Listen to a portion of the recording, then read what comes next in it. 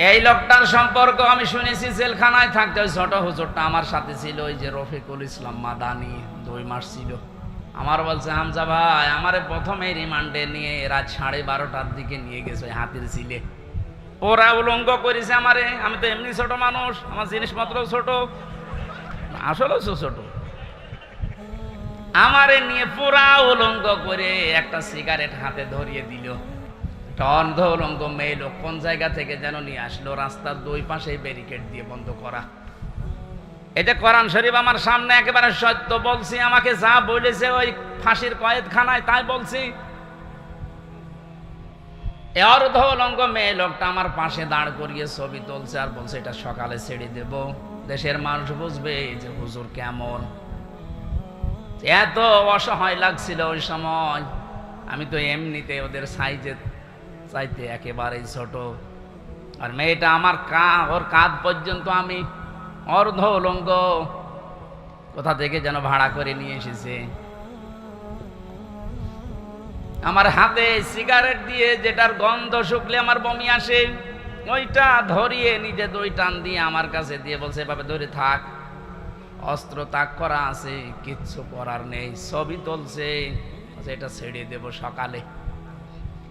আমি যেহেতু মজলুম আর বিশ্বাস করি মজলুমের দোয়া কবুল হয়, ইত্তাকি দাওয়াতাল মাজলুম। নবীজি বলেন দুনিয়াতে আর যাই করো মজলুমের বরদোয়া থেকে নিজেকে বাঁচিয়ে রেখো। ফাইন্নাহা লাইসা বাইনাহু ওয়া বাইনাল্লাহি হিজাব, কারণ মজলুমের মাঝে আর আল্লাহর মাঝে কোনো পর্দা থাকে না। ওই হাতির ঝিলের ওই পানির পাশে দাঁড়িয়ে আল্লাহর কাছে বলেছিলাম, মাবুদ যে অবস্থা করছে আমার তো কিচ্ছু করার নেই, তুমি দেখতে পাচ্ছ। এক এসআইকে ডাক দিয়ে বললাম, ভাই আপনারা যা করছেন আমার সাথে, এ কি হারুন স্যার জানে? জানে না মানে? উনি তো করাচ্ছে। যেই বলেছে উনিই করাচ্ছে, কারণ রিমান্ডে উনি তো মাঝে মাঝে এসে আমারে প্রশ্ন করতো, তখন কি ফেরেশতার মতো কথা বলতো, অথচ ভেতরে ভেতরে ওই এত খারাপ অবস্থা আমার করলো। আল্লাহ তুমি সব দেখেছো, আমারে যেভাবে ওরা অপমান করেছে ওকেও এইভাবে করো। আমার মনে হয় আল্লাহ কারেন্টের মতো ওর দোয়া কবুল করেছে। দেখেছেন না, ও এখন 3 ইঞ্চি। কয় ইঞ্চি? সারা দুনিয়া এখন জানে, ওর নাম অনেকে জানে না, কিন্তু ও যে 3 ইঞ্চি ও সবাই জানে, মহিলারা পর্যন্ত জানে যে 3 ইঞ্চি। ছোট হুজুরের দোয়াটা একেবারে মাসলুম, যেহেতু আল্লাহ কবুল করে দুনিয়ায় দেখিয়েছে, পরবর্তী কি করবে সেটা আল্লাহ ভালো জানে। কে বুকে হাত বাঁধে, কে আমিন জোরে বলে, কে নবীকে দাঁড়িয়ে সালাম দেয়, কেউ বসে সালাম দেয়, ও সব বাদ। আল্লাহ একজন আছে, রাসূল একজন আছে, কোরআন আছে, কথা বিশ্বাস যারা করে তাদেরকে এক জায়গায় নিয়ে আসা লাগবে। ইহুদি, খ্রিস্টান, বৌদ্ধ, মুশরিক যারা, ওরা কিন্তু এই ধোঁয়াগুলো তুলে আমাদেরকে আজ আলাদা আলাদা করে রেখেছে। এই জন্য 80 জন হওয়ার পরও 20 জনের সাথে পারছি না। এক কথা বলছেন? এই জন্য যেভাবে চলতেছে, আশা করছি কোরআনের এই আয়াতটা বাস্তবে আল্লাহ আমাদেরকে দেখাবেন।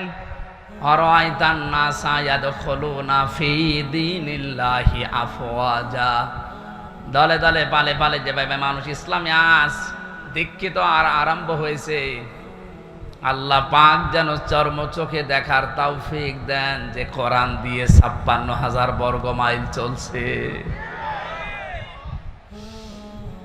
শোক এবং শান্তি শব্দ 2টা। শোক 3টি বিষয়ের নাম, শান্তি 4টা বিষয়ের নাম। বাস্তবে ছোট জীবনে বহু দেশ আমি ঘুরেছি। আমি আকিস গ্রুপে চাকরি করতাম খতিব হিসাবে। ওনারা একটা ভিসা লাগিয়ে 27টা দেশ আমার একবারে ঘোরানোর ব্যবস্থা করে দিয়েছিল। যদিও 3 বছর জেলে থাকার কারণে আমার ভাগ্য হয় নাই, তারপরও আমার ব্যক্তিগতভাবে বহু দেশে আমি গেছি। সুখ শান্তি এটা কিনতে পাওয়া যায় না।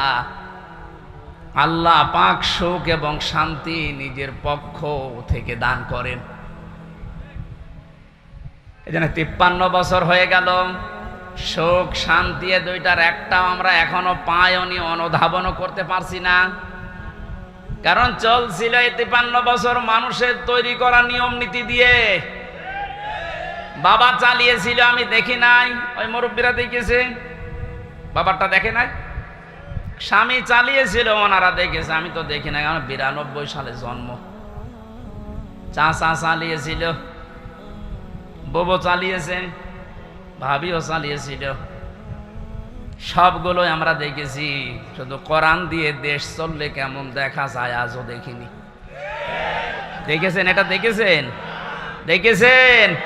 এটা দেখার দরকার না যে এটা দিয়ে চললে কেমন লাগে? আন্দাজে চিল্লানো না, সত্যি সত্যি মন থেকে বলবেন যদি চান ওই 35 জনের ভেতরে আপনি যেন থাকেন যে হ্যাঁ এইটা দিয়ে দেশ যেন চলে, আমি এটা দেখতে চাই। হাত তুলেন তো, লিল্লাহি তাকবীর।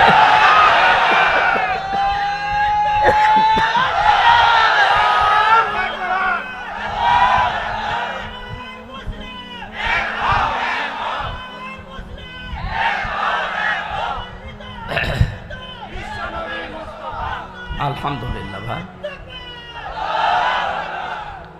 দরুদ আর সালাম পড়ছে আমাদের নবী মুহাম্মদুর রাসূলুল্লাহ সাল্লাল্লাহু আলাইহি ওয়াসাল্লামের প্রতি। 7টা নামে আল্লাহ তাকে পুরা কোরআনে স্পেশাল ভাবে ডাক দিয়েছেন। কয়টা? 7টা। 1 নম্বরে নাম দিয়েছেন ইয়াসিন। ইয়া হরফে নেদা, ইয়া মানে হে, সিন মানে সাজ্জেদ। তাফসিরে কাবীর আল্লামা ফখরুদ্দিন রাজি রহমতুল্লাহ আলাইহি উনি ব্যাখ্যা করতে গিয়ে সিনের অর্থ দিয়েছেন 5টা। আমি গতানুগতিক কথা বলি না। যারা আছেন যদি হেদায়েতের নিয়তে কথা শোনেন, আমি আশা করছি কোরআন আপনাকে পথ দেখাবে। আর কোরআন শরীফ যদি কাউকে হেদায়েত দিতে না পারে, ও যেন বিশ্বাস করে ওর কপালে আর হেদায়েত নেই।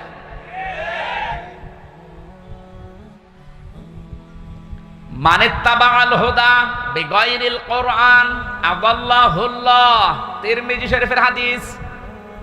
নবীজি বলেন কোরআন বাদ দিয়ে যদি পৃথিবীর কোন জায়গায় কেউ ভালো হওয়ার নিয়তেও যায়, আল্লাহ নিজে দায়িত্ব নিয়ে তাকে গোমরা করে দেয়। ও ঢাকাবাসী শব্দের দিকে খেয়াল করেন, হুজুর আছে আদাল্লাহুল্লাহ বাবে ইফাল। নবী যদি দল্লা দিতেন তাও অর্থ হয়ে যেত। দল্লা ইয়াদিল্লু না দিয়ে আদাল্লা ইয়াদিল্লু দিয়েছেন। দল্লা শব্দটার বাংলা অর্থ হচ্ছে আপনি নিজেই নিজেকে খারাপ বানিয়ে ফেলেছেন। আর আদাল্লা মানে আল্লাহ নিজে দায়িত্ব নিয়ে আপনাকে নিজে খারাপ বানিয়ে দিয়েছে। এ কথাটার অর্থ কি? কোরআন যেখানে নেই ওই জায়গায় যদি কেউ ভালো হওয়ার নিয়তেও যায়, ওকে খারাপ বানাবে হামজা কে? বলেন বলেন। হেদায়েত দেওয়ার একচ্ছত্র মালিকানা কার? দুনিয়ার কারো হাতে আল্লাহ দিয়েছেন, এমনকি নবীর হাতেও দেন নাই। এই জন্য নবী নিজের চাচা কেউ পারে নাই। এই হাদিস দ্বারা বোঝা যায় কোরআন যেখানে নেই ওই জায়গায় যদি আপনার নিয়ত ভালো থাকে, আল্লাহ কিন্তু আপনাকে ছাড়বে না। আপনি গেলেন কেন?